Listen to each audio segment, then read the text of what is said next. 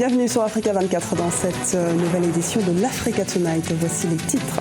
La CMA et le Gatia s'opposent au sujet de l'application de l'accord de paix au Mali. La localité est contrôlée par les anciens rebelles de la coordination des mouvements de l'Azawad et par le groupe d'autodéfense des Touaregs de la tribu des Imgad et alliés. Le président de la Centrafrique, Faustin-Archange Touadéra, a passé le cap des 100 jours au pouvoir. À cette occasion, le chef de l'État a rappelé ce samedi ses priorités, en rappelant notamment la tenue d'une conférence des donateurs prévue le 17 novembre à Bruxelles, en Belgique. Et puis, conférence internationale sur l'eau et le climat, c'est 11 et 12 juillet 2016 au Maroc. Ce rendez-vous ambitionne de sensibiliser aux retombées des changements climatiques sur l'eau, tout en mobilisant les acteurs politiques, institutionnels, scientifiques et techniques autour des enjeux liés à cette ressource vitale. Tension entre le Gatia et la CMA sur la gestion de la ville de Kidal au Mali. Depuis l'entrée du groupe d'autodéfense des Touaregs de la tribu des Imgad et alliés dans la localité, sous contrôle de la coordination des mouvements de l'Azawad, un accord avait été trouvé pour éviter des accrochages. Le partage de la gestion socio-économique et sécuritaire de Kidal et des villes de la région semble encore être au centre des désaccords entre mouvements armés. Reportage de Mokhtar Bari, notre correspondant au Mali.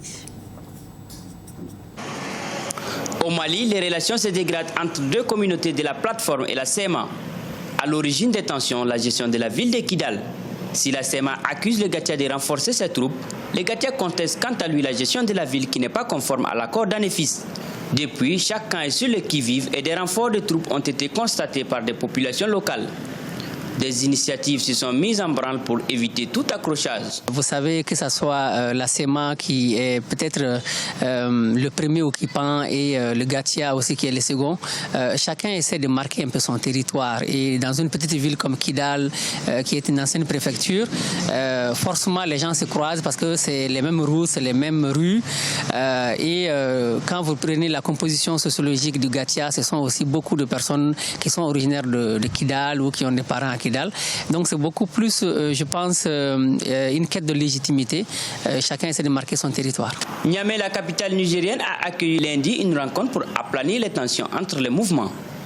Hasard du calendrier, le sommet des chefs d'État du Conseil de l'Entente s'y tient également. Ces tensions surviennent au moment où la mise en place des autorités intérimaires doit démarrer. La discussion est une bonne chose. J'aurais voulu que la discussion se tienne au Mali, puisqu'ils sont quand même tous des fils de ces pays. Quand vous regardez, il y a quelques semaines, les responsables de la CMA, du HCIA étaient à Bamako. Donc c'est pour dire que bon, il n'y a pas de crainte en fait pour leur vie. Donc je ne comprends même pas pourquoi ils ont besoin d'aller jusqu'à Niamey.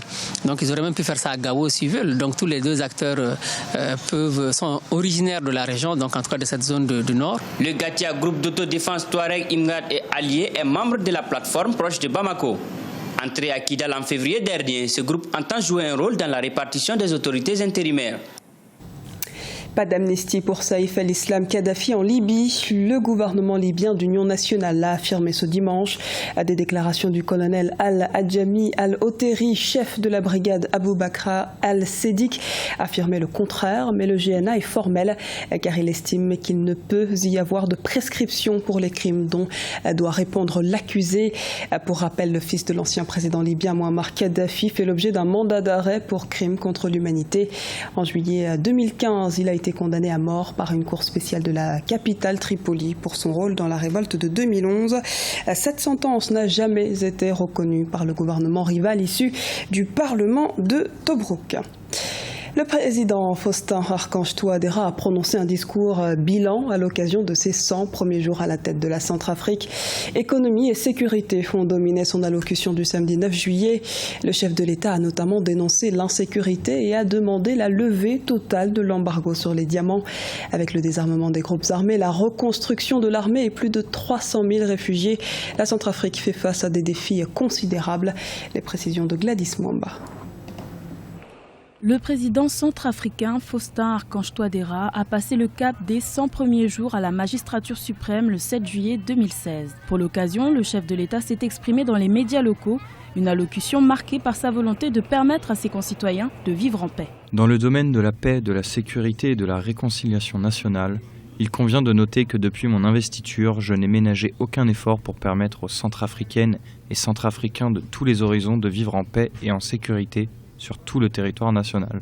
C'est donc dans la recherche effrénée de la paix que j'ai reçu et discuté avec les responsables des groupes armés et des groupes militaro-politiques afin de les exhorter à adhérer volontairement au processus du désarmement, démobilisation, réintégration. Le président, Faustin Archange Touadéra, a reconnu l'apport de la communauté internationale dans le processus de stabilisation du pays. Il a également appelé ses concitoyens à se mobiliser pour améliorer le climat sécuritaire de l'État. Il y a quand même un brin de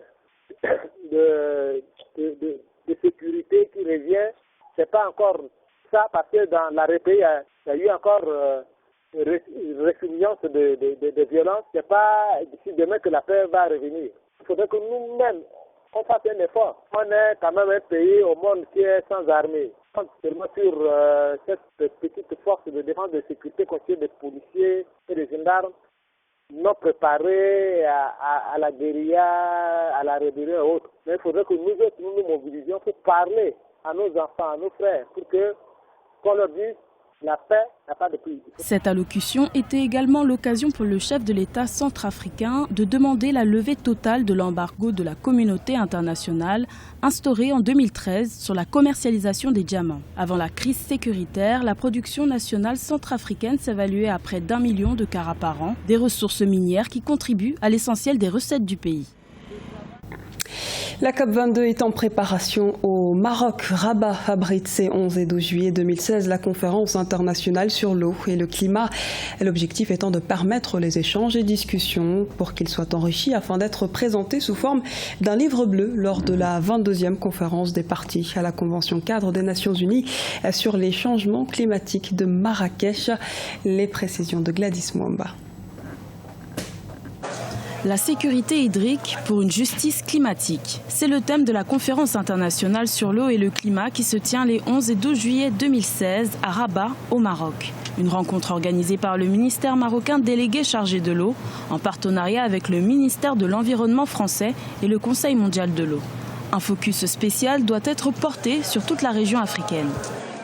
On en a parlé un peu à la COP21, mais ce n'était pas avec beaucoup d'insistance. C'est que les pays doivent ou devraient travailler avec des programmes. C'est-à-dire que le problème du climat ne doit pas être réglé d'un côté, puis le problème de l'eau de l'autre.